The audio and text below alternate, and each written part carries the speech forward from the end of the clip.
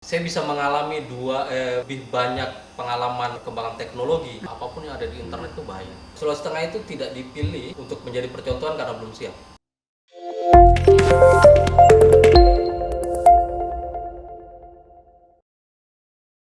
Assalamualaikum warahmatullahi wabarakatuh. Halo teman-teman Perspektif Net.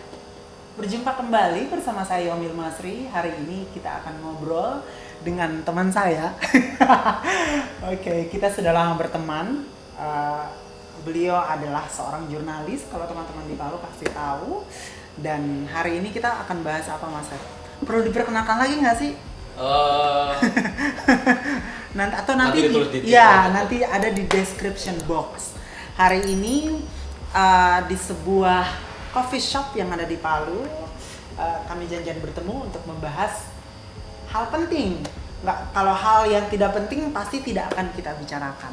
Nah, hari ini kita akan ngobrol persoalan literasi digital gitu. Berbicara masalah literasi digital itu di tahun 2019, awal tahun 2020 kan pandemi ya terjadi.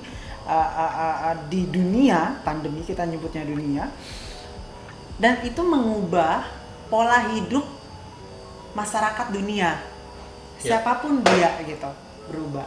Nah sekarang ketika kita mengobrol perubahan pola hidup itu masyarakat di dunia, saya mencoba untuk memperkecil ini di lingkup Sulawesi Tengah gitu. Mas Heri ini sebagai pegiat literasi digital gitu, jadi bagaimana kesiapan masyarakat terkait perubahan gaya hidup itu? Oke, terima kasih Mil sudah diundang. Biasanya saya mengundang orang. Saya kira obrolan soal literasi, terutama kaitannya dengan literasi digital, kita rasanya makin penting gitu ya. Apalagi tadi Yomil sebut 2019 itu kita merasa kok makin menjadi kebutuhan gitu ya. Betul. Ada perubahan, pembatasan dan lain sebagainya. Tapi sebenarnya soal literasi, terutama soal digitalisasi, sebenarnya sudah lama terjadi gitu ya. Cuman karena awal-awal itu baru, kalau saya melihatnya sih proses adaptasi ya. Oke. Kalau kita cari tolak ukur misalnya media sosial misalnya. Facebook itu kan masuk kita mengenalnya kalau saya tidak salah ya 2009 kalau tidak salah. Oke. Jadi 2009 itu ada Facebook. Tapi kalau konteksnya kita tarik ke Sulawesi Tengah, sebenarnya kita belum terlalu akrab waktu itu ya. Oke. Facebook. Kita baru adaptasi gitu, ini apa gitu ya. Akhirnya karena kita melihat dan efektivitasnya bagus gitu, akhirnya itu menjadi budaya juga, budaya komunikasi baru di Sulawesi Tengah. Lalu ada muncul lagi yang baru, platform baru, ada Twitter, Instagram bener. Lain sebagainya. Jadi kalau tadi disebut soal pandemi yang mengubah budaya kita, terutama dalam hal digitalisasi, sebenarnya itu hanya trigger gitu. Trigger, dan kalau saya sih melihatnya justru itu menyadarkan kita pentingnya digitalisasi. Kalau saya sih harus segera kita sikapi gitu. Kalau saya sih persoalan adaptasi yang harus diselesaikan. Kalau di kita ya persoalan adaptasi itu. Nah tadi saya ngobrol soalan kesiapan masyarakat kita gitu. Nah sejauh ini Mas Heri melihat kesiapan masyarakat kita itu seperti apa? Khususnya masyarakat menengah ke bawah ya? Iya.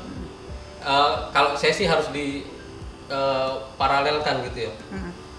Kan tidak adil kalau menganggap bahwa masyarakat belum siap dengan digitalisasi, belum siap berinternet gitu ya. Betul. Tapi di satu sisi juga sebenarnya yang penting juga soal akses internet itu. Sulawesi Tengah sudah meratakah atau bagaimana? Nah itu ya persoalan. Setauku belum merata. Di 13 kabupaten, satu kota. Ada beberapa wilayah atau spot yang masih blank spot. Kita lihat kemarin 2019 waktu kita memang diharuskan gitu ya anak-anak sekolah 2019 2020 iya 2019 2020 itu yang paling terasa gitu. Pendidikan masuk ke era sekolah online, sekolah online dan lain sebagainya. Kita kan kayak kelimpungan gitu. Oh, ini gimana ada persoalan di soal infrastruktur telekomunikasi juga, ada persoalan di kesiapan terutama soal penggunaan aplikasi-aplikasi itu ya. Itu juga ada soalan di, kalau saya melihatnya di soal etika juga. Etika digital. Etika digital yang kesemuanya itu sebenarnya menunjukkan bahwa sebenarnya kita belum siap gitu, dan kita butuh adaptasi. Masih ada proses yang harus kita lalui. Berarti masyarakat kita ini, saya tidak mau pakai bahasa belum siap ya, karena sebenarnya ketika kita ngobrol soalan digitalisasi itu, kalau mau siap tidak siap, ya kau harus siap gitu. Keniscayaan itu kan? Iya, itu kan keniscayaan ya. Nah, apa yang perlu dilakukan masyarakat ini untuk proses adaptasi itu? Saya pikir karena kita ada di entitas yang terkontrol gitu ya. Masyarakat kan tidak bisa sendiri gitu. Betul. Nah, kalau mau ngomong pendidikan digital, mau dapat dari mana gitu ya. Betul. Saya pikir harus ada orang-orang. Kalau saya sih yang paling sederhana melihat peran pemerintah gitu. Pemerintah misalkan ya. Peran pemerintah saya pikir harus harus lebih ini. Harus hadir dan menurutku yang paling penting mencari formula yang efektif untuk segera membuat orang beradaptasi dengan digital gitu ya. Kan sekarang sebaran pengetahuan digital itu yang paling sederhana lah, misalnya bagaimana etika bermedia sosial itu kan belum merata. Betul. Ya, mungkin orang-orang di kampung mungkin belum tahu itu. Betul. Karena kan kalau saya melihat sekarang ini kalau konteksnya di Sulawesi Tengah mungkin juga jadi persoalan global, terutama Indonesia gitu ya. Nah, persoalannya kan kalau kita tarik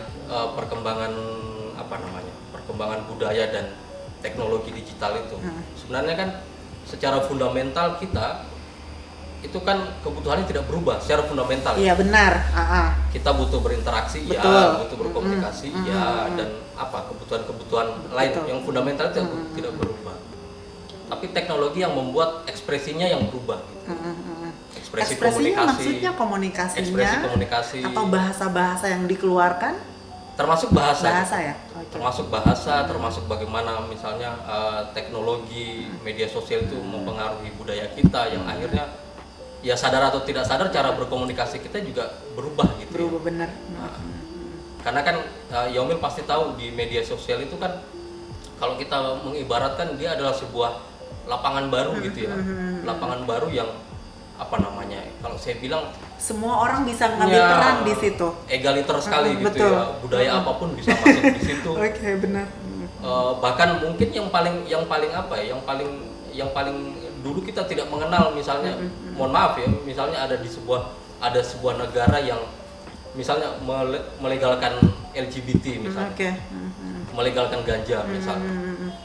Ada di sebuah negara ternyata ada. Nah, ketika itu masuk di media sosial, sederhananya begitu ya. Kan itu bertentangan dengan budaya Indonesia. Iya. Lalu sikap kita gimana gitu ya. Nah, kan bisa kelihatan gitu. Indonesia itu kalau saya tidak salah ya, 2019 itu atau 2020 itu di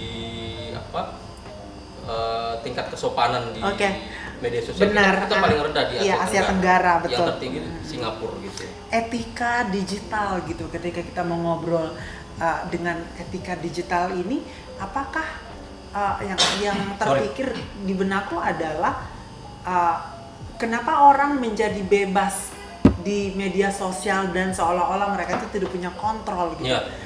Menurut Mas Heri, apa yang salah? Ya karena kebutuhan komunikasinya itu, kebutuhan fundamentalnya yang lebih dulu gitu. Kan tadi kita bahas kan yang tidak berubah itu kebutuhan fundamental. Bahwa dia butuh berinteraksi, komunikasi, butuh teman gitu ya. Itu yang tidak berubah. Itu hakikat manusia lah kalau menurut saya. Tapi ekspresinya yang berubah, dan celakanya itu tadi kalau kita bicara kesiapan misalnya gitu ya. Infrastruktur kan masif gitu. Perkembangan teknologi kan masif sekali, terutama perkembangan teknologi informasi. Digitalisasi, ada platform Facebook dan lain sebagainya. Kan cepat sekali itu memang. Dari 2009 yang kita bahas dari Facebook pertama kita mengenal itu kan cepat. Dari situ ada teknologi baru. Nah, terus ketika kita maksudku itu kita belum siap dengan kecepatan itu. Jadi Kita belum masih siap. Yang kebutuhan fundamental itu. Kita belum siap beradaptasi Bukan, secara kita belum siap secara fundamental untuk menjalani proses digitalisasi itu. Tadi juga Mas Heri sempat menyebutkan pemerintah gitu. Apa yang perlu dilakukan oleh pemerintah? Kita ketahui semenjak pandemi ini ada program Indonesia Makin Cakap Digital gitu. Mungkin itu adalah salah satu kegiatan yang dilakukan oleh pemerintah gitu. Seefektif apakah itu dan bagaimana persebarannya ke 13 kabupaten 1 kota? Saya belum tahu data terbarunya ya. Mestinya memang ada data yang jadi tolak ukur gitu. Untuk melihat apakah dengan program itu etika berdigital kita makin baik atau ya. Nah, itu yang kita tunggu. Nah, tapi tolak ukur yang paling masuk akal dan bisa jadi gitu ya, bisa jadi tolak ukurnya itu adalah misalnya tingkat pelanggaran undang-undang ITE misalnya, gitu. Kalau saya mau bahas soal itu, di beberapa literatur justru menunjukkan tingkat pelanggaran undang-undang ITE itu makin tinggi gitu. Makin tinggi. Saya baca data terakhir 2020 itu ada sekitar 500 ribuan gitu ya. Wow. Dan rata-rata di media sosial dan rata-rata soal pencemaran nama baik. Lalu ada ujaran kebencian dan lain-lain. Kan artinya itu ya, etika itu belum baik betul. Orang-orang pada akhirnya menjadi beringas di sosial media, tetapi ketika bertemu di dunia nyata padahal belum tentu mereka seperti itu. Nah, yang fundamental tadi kebutuhan perkembangan literasi digital tadi sudah disampaikan bahwa tidak mengubah kebutuhan fundamental kita untuk untuk proses adaptasi untuk beradaptasi. Mengenai kesiapan pemerintah dan masyarakat ini, tadi juga Mas Heri sempat sebutkan belum ada datanya. Apakah langkah yang dilakukan oleh pemerintah sekarang misalkan sudah tepat atau belum? Kalau misalkan kita mau merujuk ke Sulawesi Tengah, di Sulawesi Tengah itu kalau tidak salah ada 500 program dari gubernur sekarang, itu 500 smart village desa pintar gitu, desa cerdas. Kalau misalkan kita merujuk dari situ, apakah itu benar-benar sudah tepat atau bagaimana pendapat Mas Heri sebagai pegiat literasi digital? Saya pikir kalau diukur apakah dia tepat dan berhasil, kayaknya butuh proses. Butuh proses benar. Butuh proses. Tapi yang dari itu ya, dari program Smart Village itu, kalau saya menurutku poin bagus. Artinya pemerintah sudah melihat bahwa berdigital itu sudah harus menjadi budaya gitu, termasuk di desa-desa. Cuman sekali lagi harus dilihat juga infrastrukturnya bagaimana, aksesnya bagaimana. Karena setauku smart village itu dia memakai sarana telekomunikasi khusus gitu. Benar. Kalau saya tidak salah ada di program Bakti Kominfo. Iya, benar. Kalau saya tidak salah. Nah, itu kan untuk mengatasi area-area yang dense spot, yang belum ada tower dan lain sebagainya. Tapi poinnya justru di soal membudayakan digitalisasi itu. Persoalan digital harus dibudayakan dan kesiapan infrastruktur juga ya, ketika misalkan pemerintah 500 smart village artinya hitung-hitungan pasti sudah jelas ya, tinggal bagaimana implementasinya di lapangan. Nah, Mas Her, ketika kita ngobrol soalan literasi digital, tapi saya mau bawa ini ke perspektif pendidikan, misalkan kan ada perubahan kelas dari sekolah online ke sekolah offline menjadi sekolah online. Itu bagaimana Mas Heri melihat itu? Saya mau bawa ini ke pemahaman guru gitu, karena saya pikir bahwa saya tidak mau bilang ini shock terapi sih, semacam culture shock gitu. Kita berinteraksi dengan siswa, ketemu seperti ini, tapi tiba-tiba kita harus sekolah online dan di rumah juga guru tentu tidak tahu informasi apa yang diakses oleh siswa di rumahnya gitu. Bagaimana menurut Mas Heri ini soalan ini? soal ini ya pembelajaran online mungkin ya. Nah, kalau kita lihat memang ya bisakah dibilang belum siap? Bisa ya? Bisa jadi. Bisa jadi. Mungkin juga ada kaitannya dengan ini Mil, dengan generasi. Tantangan kita kan sebenarnya ketika pendidikan itu beralih ke digital, online, kan tantangannya adalah pengetahuan. Kita sudah siap soal pengetahuan teknologi. Jadi guru dituntut untuk beradaptasi dan belajar. Iya. Oke. Gitu. Nah, analoginya begini. Umur saya 30 lebih gitu ya. Nah, di usia saya bisa mengalami lebih banyak pengalaman perkembangan teknologi. Gitu ya, dibanding generasi saya sebelumnya. Gitu. Nah, nanti akan menarik kalau dilihat misalnya usia guru itu dari berapa ke berapa gitu, dan murid yang diajar usianya berapa ke berapa gitu. Karena kalau di usia saya yang 30 lebih misalnya, saya mengalami misalnya yang sederhana transaksi keuangan gitu. Dulu kan harus ke bank, harus mengisi data-data di form yang menurut saya makan waktu juga. Sampai saya mengalami misalnya mohon maaf, ketika BOL pun saya bisa transaksi, bisa kirim uang ke orang. Oke, gitu. langsung tuh. Dan transaksi-transaksi digital lain gitu ya. Nah, persoalannya ketika itu masuk di pendidikan, apakah misalnya pengetahuan digitalisasi itu sudah menjadi sudah menjadi kebiasaan guru-guru itu kan butuh proses. Harus dibiasakan lagi. Kalau sekarang di kementerian itu ada perubahan kurikulum dari kalau nggak salah KTSP menjadi kurikulum Merdeka Belajar gitu. Ya. Nah, Mas Heri kan punya anak nih. Pernah nggak sih punya pengalaman menarik ketika ketika Ajeng ke sekolah terus dikasih PR sama gurunya, mungkin bisa dicerita? Iya. Dalam kaitannya dengan literasi digital nih. Sering sih itu, dan itu menurut saya pengalaman menarik dan menjadi trigger ini kalau saya membuka membuka pengetahuan kita seberapa penting digital itu.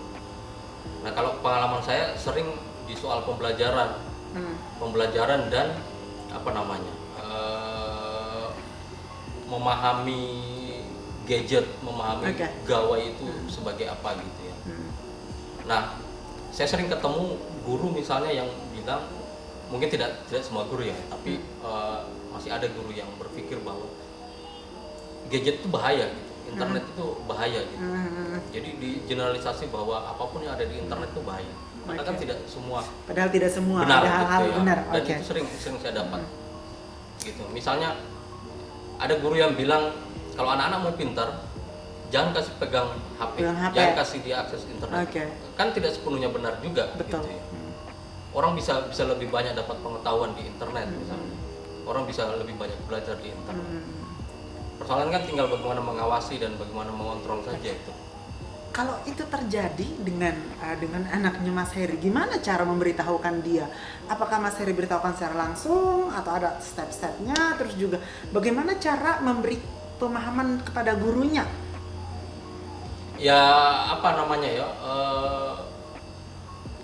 kadang-kadang melawan bukan melawan sih sebenarnya, untuk memberitahu yang harus diperbaiki dari sebuah sistem yang kita anggap sudah mapan gitu ya. Memang agak sedikit repot gitu ya. Betul. Karena kan itu bicara hierarki juga. Guru itu kan hierarki terbawah dari distribusi pendidikan. Betul. Itu. Nah, di atas ada misalnya kepala sekolah, ada ada pengawas, ada bidang-bidangnya kayak gitu-gitu. Yang lebih luas lagi. Menurutku tidak cukup hanya memberitahukan guru itu saja gitu. Harus sampai di tingkat atas. Ada advokasi yang berkelanjutan di situ. Harus ada advokasi yang serius, dan ya bukan saling menyalahkan ya. Betul. bahwa kita belum terbiasa, atau semua kita belum terbiasa dengan proses berdigitalisasi. Menurutku benar. Dan itu pasti gitu, bahwa kita juga butuh sama-sama beradaptasi juga keniscayaan menurutku gitu. Mas Her, ini menjadi menarik ya, persoalan adaptasi digital. Nah, itu berdasarkan data dari saya mau ngobrol dari perspektif PAUD ya. Berdasarkan data yang saya peroleh dari salah satu sumber bahwa rata-rata guru pendidikan anak usia dini itu 80% berumur 50 tahun. Ya. Gitu. Dan ini kayak apa ya, seolah-olah ini kayak menjadi trigger untuk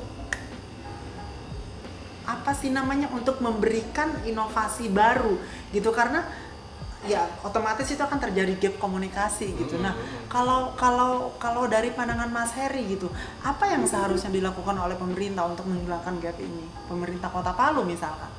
Kalau saya lebih ke soal ini, Mil, mungkin butuh proses untuk mengubah apa namanya, mengubah sistem pendidikan yang tadi kita bilang itu sudah terlanjur dianggap mapan gitu ya.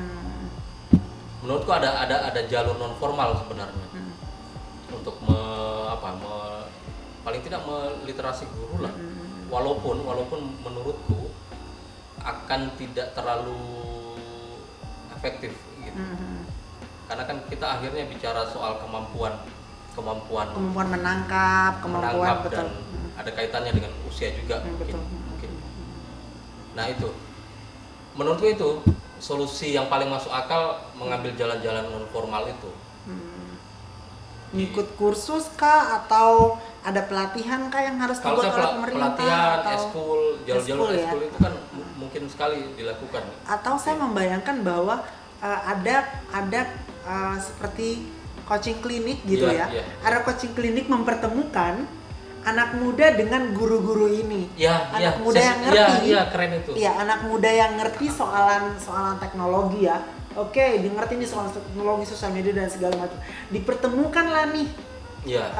Apa sih namanya, dengan guru yang notabene mereka mengajar dan terjun langsung untuk berkomunikasi dengan anak-anak gitu.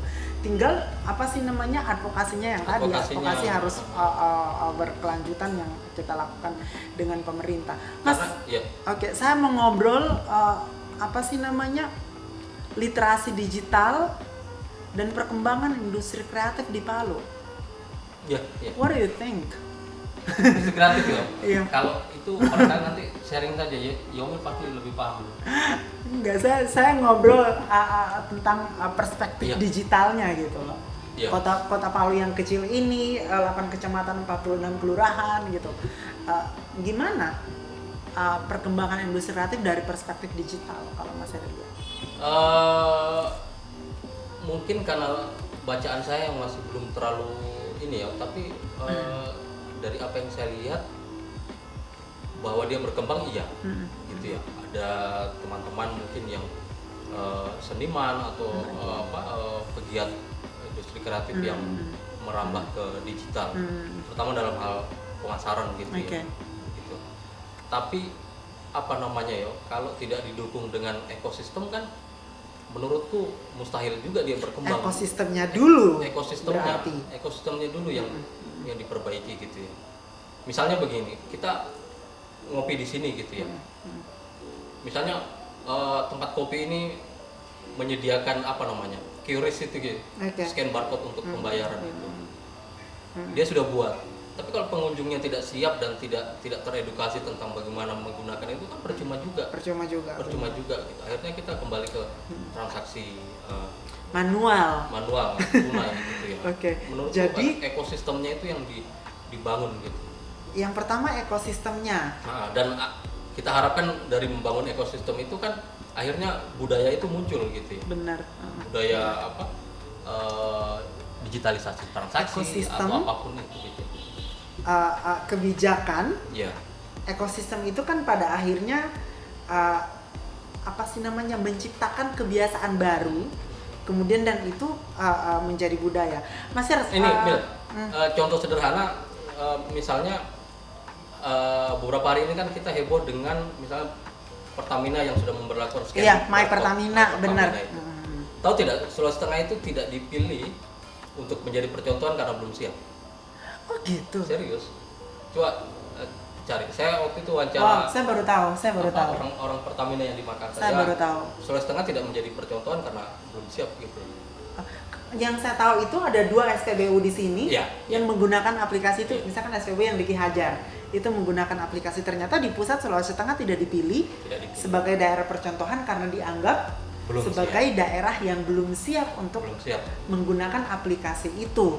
Wow, ini tentu menjadi cambuk ya untuk kita semua ya, bagaimana cara membangun ekosistem digitalisasi, kemudian bagaimana cara mengadvokasi ke pemegang kebijakan sampai bisa ekosistem digital itu bisa turun gitu sampai di lapisan masyarakat yang paling bawah. Tantangan kita itu sebenarnya mengejar itu ya, mengejar. Baik Mas Her, proses pembudayaan digital ini sebelum kita selesai, mungkin Mas Her bisa kasih satu tips kali atau saran atau apapun yang bisa dikasih tips untuk masyarakat, untuk pemerintah dan untuk kita semua. Kalau saya sih sederhananya penting untuk kita tahu bagaimana berdigitalisasi, terutama bermedia sosial ya, karena itu yang akses ke internet, menggunakan internet yang paling banyak kita pakai gitu ya, bermedia sosial. Maka penting misalnya ada, kalau saya memberikan poinnya ada 4 poin gitu. Penting untuk belajar etika digital, terus keamanan digital juga penting, budaya digital juga penting. Ya itu kalau saya di antaranya. Etika, keamanan, budaya, digital, budaya, satu lagi apa ya? Kalau saya sih itu 3 itu yang penting. Nah itu akan kita tidak bisa berharap itu instan karena prosesnya ada proses lama, yang harus dilewati. Jadi etika, tidak bisa sebar hoax, tidak bisa gosip ya, don't do gossip, tidak bisa gosip. Terus juga bagaimana keamanan digital, misalkan tidak share kontak sembarangan di laman akun sosial media. Kemudian juga tadi satu lagi? Budaya. Nah, jadi dari ekosistem itu budaya itu tentu akan terbangun dengan betul. Wow. Siap Mas Her, thank you untuk hari ini. Terima kasih sudah meluangkan waktu. Harusnya hari ini tuh kita syuting dari jam 1 ya. Oh, gitu ada ya?